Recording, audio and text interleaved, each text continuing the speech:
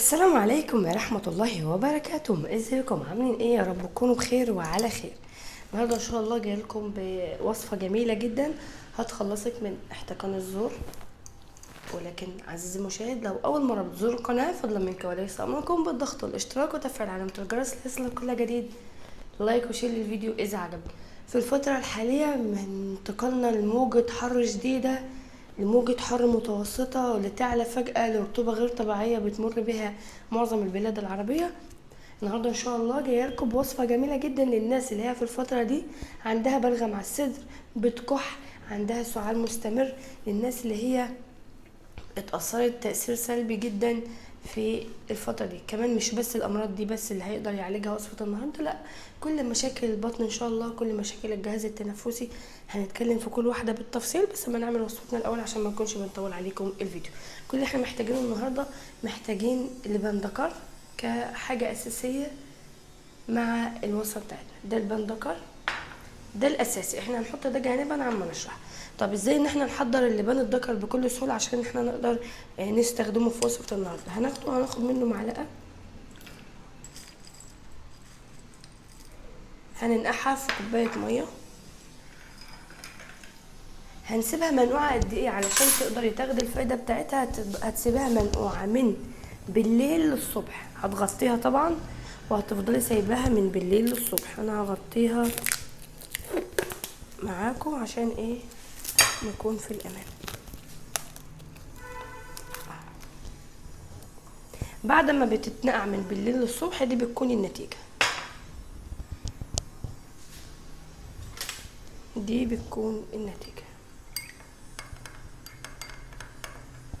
بيكون لونها بتطلع بلونين حسب نوع اللبان الذكر، يعني هتطلع معاكي لونها لبن حليب صافي جدا جدا، او هتطلع معاكي لونها ابيض مائل للذهبي، سنة ذهبي. تمام؟ طلعت بلونين غير دول يبقى الحليب اللبان الذكر اللي معاكي مغشوش. طيب هناخد منه معلقة الصبح ومعلقة بالليل. طب انا مش هقدر ابلعه كده، جسمي مش قادر يتقبله. ينسون كراوية نعناع حلبة اهو، حلبة. هتاخدي معلقة منه، طبعا انتوا عارفين معايا المعلقة ده صغيرة، معلقة كبيرة يعني 4 من الصغيرة دي،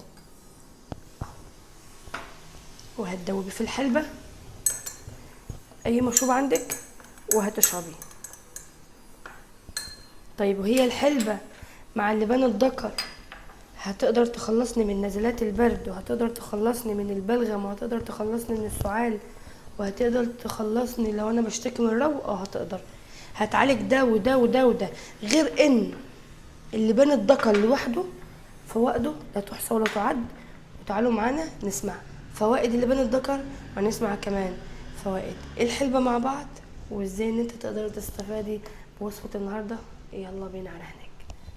وهنا هنتكلم معاكم، لو اتكلمنا عن فوائد اللبان الذكر او منقوع اللبان الذكر بشكل عام، عشان الناس اللي هي ما خدتش بالها وانا بشرحه، ان عشان تقدري تستفادي من اللبان الذكر لازم تنقعي معلقه صغيره منه، معلقه شاي كده مليانه وحلوه، بتحطها على كوبايه ميه، بتنقعيها من بالليل للصبح، يعني تتنقع 12 ساعه.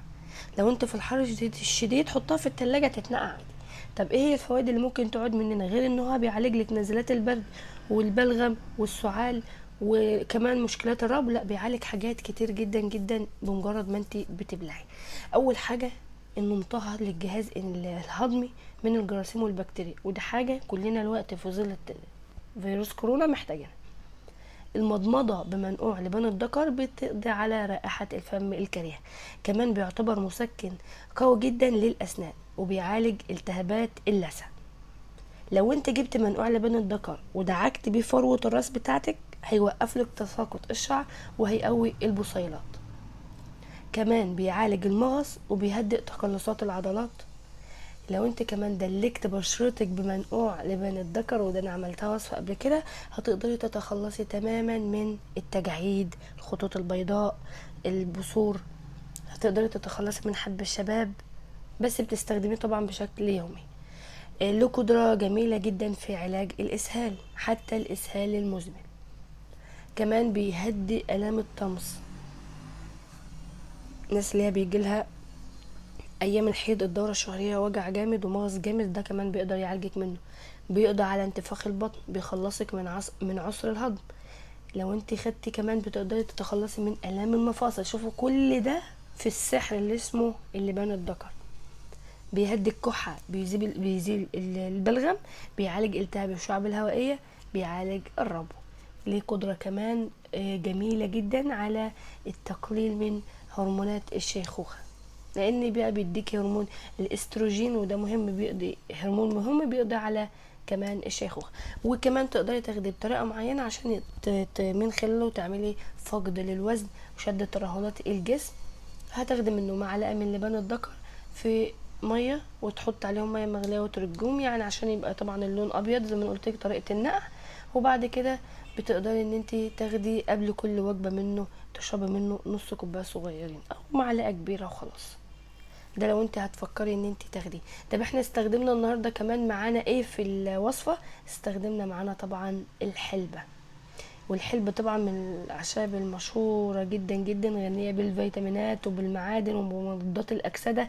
يعني هي أساسا وجودها في الجسم مهم جدا جدا، لأنها بتنظم ضغط الدم، بتدي الجسم كالسيوم ومعادن اللي هو بيفتقدها بشكل أو بآخر، بتخفف من أعراض البرد، بتخفف من أعراض المفاصل، بتعمل خفض مستوى الكوليسترول في الدم، بتخفف من حرقة المعدة. الناس اللي هي بترضع بتعمل على زيادة افراز حليب الثديين. الناس اللي هي مبيبقاش عندها لبن في صدرها اثناء الرضاعة، لا، الحلبة بتعمل زيادة للحليب. كمان بتخفف من تساقط الشعر، بتقلل خطر طبعا الإصابة بأمراض السرطانات، التخفيف من الإمساك إلى آخره لكل اللي احنا ذكرناه. أهم حاجة إن احنا في الأعشاب تحديدا ما بنطولش فيه، يعني بتاخدي الحاجات دي لما تتعبي، وبتاخديها بتفضلي تاخديها لما ربنا ان شاء الله يجيب لك الشفاء. هو بيكون الشفاء سريع بشكل عام، ما بتطولش الحاجات دي خالص نهائيا. وصفات جميله. الصبح نزلت لكم طبعا وصفه جميله جدا، هسيبها لكم في صندوق الوصف، وكمان هسيبها لكم في المقترحات. وكمان الوقت وصفه اجمل، وانتظروني في اجمل واجمل واجمل. ولو محتاجين حاجه معينه زياده على الناس اللي طلبت، انا كاتبه فول او بحضره، بس انا بحب اذاكر الاول على المشروبات اللي احنا هنقدمها لكم او الاعشاب اللي احنا هنقدمها لكم، عشان تكون ملمه بكل الفوائد وبكل المضار بتاعها. الحلبة ما تتاخدش للواحدة الحامل، ما تاخديش الوصفات دي خالص لواحدة حامل، علشان ممكن يكون غلط الا تحت اشراف الطبيب.